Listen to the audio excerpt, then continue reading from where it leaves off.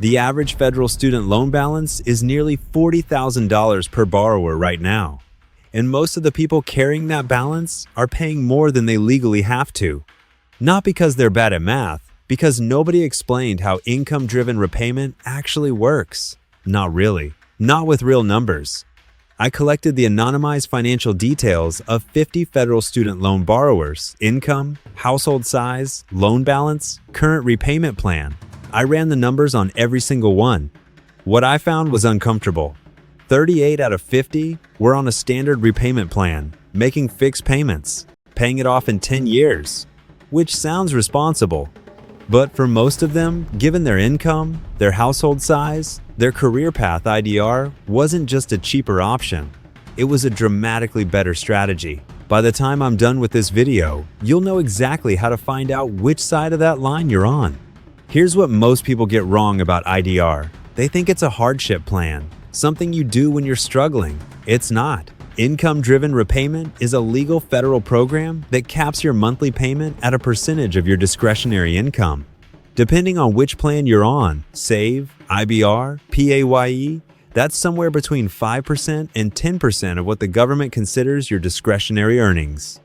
So if you make $65,000 a year and you have a household of 3, that poverty line adjustment actually wipes out a significant chunk of what the government counts as income. Your payment could be hundreds of dollars less per month than on the standard plan.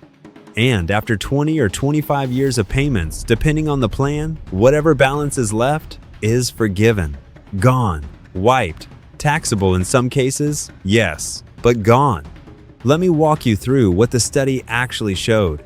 I'll use 3 profiles, 3 different borrowers, to show you how dramatically the outcomes diverge depending on which plan you're on. Profile 1. Single income, no kids, $52,000 a year, $41,000 in federal loans. On the standard plan, they're paying about $430 a month.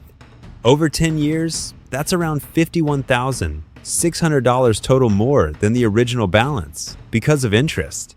On SAVE, their discretionary income calculation drops their monthly payment to around $185.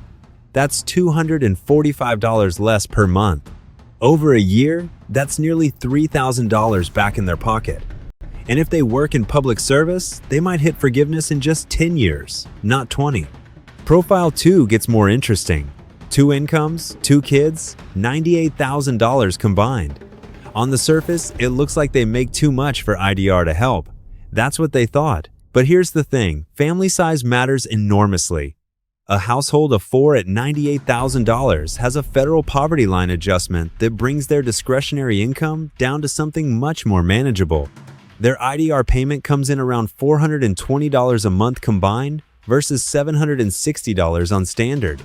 And they're buying a house, paying for childcare, building an emergency fund. That $340 monthly difference is life-changing cash flow. Profile 3 is the most controversial case in the study.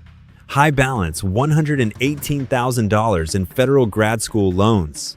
Single, $72,000 income. Here, IDR isn't just better, it's almost mathematically absurd not to use it. On standard repayment, their payment would be over $1,200 a month. On SAVE, it's around $430. And with that balance, if they stay on IDR, there will almost certainly be a significant amount forgiven at the end of the repayment window. Whether that's taxable forgiveness or PSLF, the math is stacked in IDR's favor.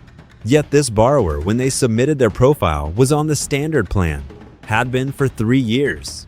Back to the question I asked at the start. Which side of the line are you on? Here's a rough framework.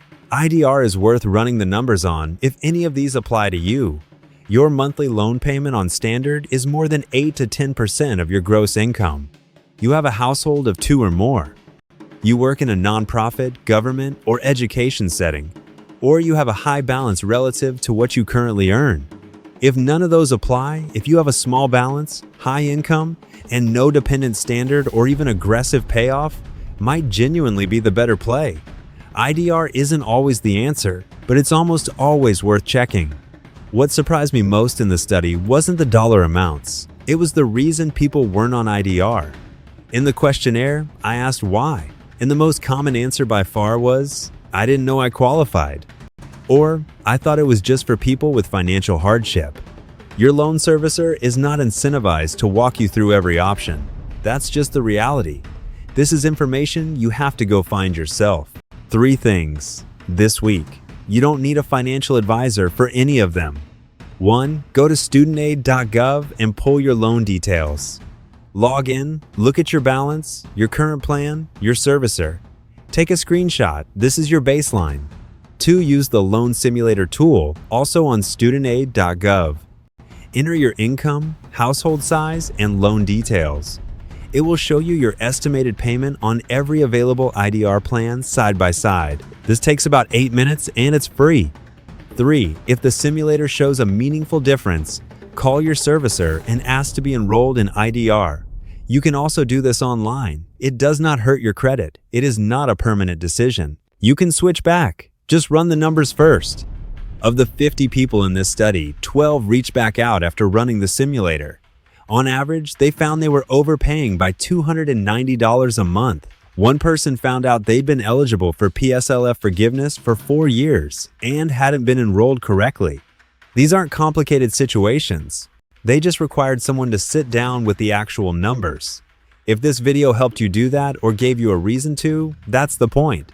Next video, I'm going to look at what happens to your IDR payments when your income goes up significantly, because that changes the math in some surprising ways. If you want to catch that one, the subscribe button's there. No pressure.